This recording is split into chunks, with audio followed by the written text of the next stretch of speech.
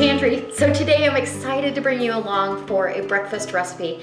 I made my husband breakfast in bed and I thought, you know, I'm just gonna turn on the camera and see where it goes and share this recipe with you. So I hope it brings you along for my whole wheat apple pancakes. They're absolutely delicious, very easy and economical. So if this inspires you to stay with me, go down in the About section below and check out all the links I've left for you, including my mailing address. I've got my Facebook page, Wild Tree website, Zaycon Foods. Come on, let's go make some pancakes. So I'm glad you stayed for this breakfast because it's one of my husband's favorites.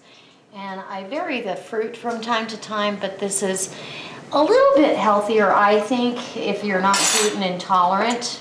So what it starts with is a cup of whole wheat flour. So you're getting that whole grain. I've got a cup of buttermilk, which we're going to put in here. And I love buttermilk. Sometimes you have to add a little bit more because it's thick. You could add plain milk if you're not a buttermilk fan, but we are. We love buttermilk pancakes. A pinch of salt, so a good grind of salt there, just to balance everything out. And then we need 1.5 teaspoons of baking powder. This is going to be what makes them light and fluffy and delicious. And there we go. And 1/4 teaspoon of cinnamon, because in this one I'm putting apples in here. I've got some apple. I've got a. It's like a pink lady, but it's not a pink lady. It's a pink, or a crisp pink is what it's called. Apple, they're my absolute favorite apple right now, and I buy them 5 pounds at a time and go through them within a week. I love them in smoothies and everything. And I put some lemon juice. I diced them up pretty small, as you can see. Cook's treat. And then it calls for 1 egg. These eggs are pretty small. These are little local organic eggs, and they're tiny. So I'm going to add 2 just because it won't hurt anything. I've got some bacon back on the stove, rendering off and getting crisp, because we're going to have a couple little pieces of bacon with this, or I should say my husband is. And then we need brown sugar. And brown sugar, you need 1.5 tablespoons of brown sugar. And I don't firmly pack it, but boy, it's almost a bigger bowl day, guys. This is the bowl I usually do it in. I get close, but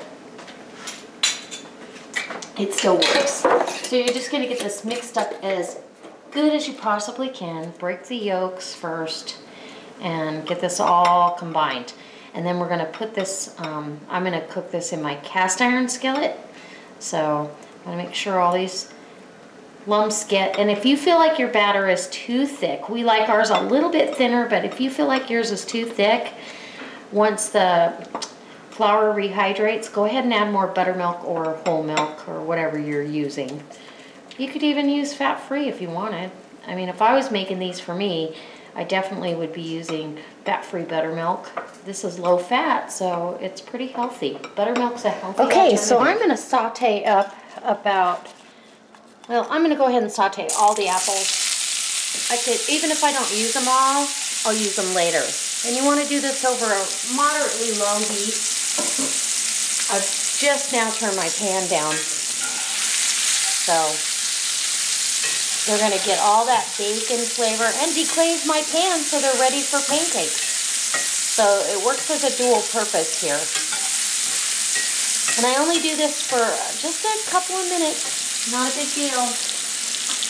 And then I line that same bowl with a half sheet of paper toweling so I can put that right back in. Okay, so I'm all done. As you can see, I've got all my apple just sauteed enough where it's soft, and I just take a bite of one of the biggest ones just to see the softness until I get it where I want it. And then I'm gonna get my solid spatula out. And I've got my heat turned up a little bit for my batter. And I just take a little 1/4 cup measuring cup and go ahead and put that right there. You can see my batter's kind of thin, and that's the way I like it. We don't like big, thick, heavy, especially because these are going to be a little heavier because they're whole wheat. We want them to appear light or lighter. And if your pancakes touch and greet, it's okay. It's going to be all right. So I wait till the bubbles kind of start coming up a little bit, and as soon as I see bubbling, which I already am, I go ahead and just strategically place some apple in there, just like if I was doing blueberry. And it's just so much fun to bite into this. And you could do a finer dice on these apples if you wanted, but this is the way we like them. And then you kind of infuse that bacon flavor as well into your... Okay, so I've turned these first ones over, and always I'm impatient and I should have waited just a minute longer. But I like to turn them as soon as I can because it helps continue to cook those apples a little bit more so they're nice and soft. And we just get that back. And when I can touch this and it's nice and firm, then I know they're done. They're almost there. And of course I check underneath, see what we got, and that one's done. So we're going to set that on a plate and get it warmed up. All right, so here's my final result. And I did do one big one for him instead of 2 more small ones. And that's probably a little bit less, but who knows. So I've got 2 eggs over easy, a couple pieces of really nice crisp bacon, and I've got butter and pure maple syrup. And I'm going to get 1 bite of this because you know me. Oh, and I got an apple in there. Perfect. That look good. You have to be careful because there's sugar in here not to over brown your pancakes or you will get them too brown. So,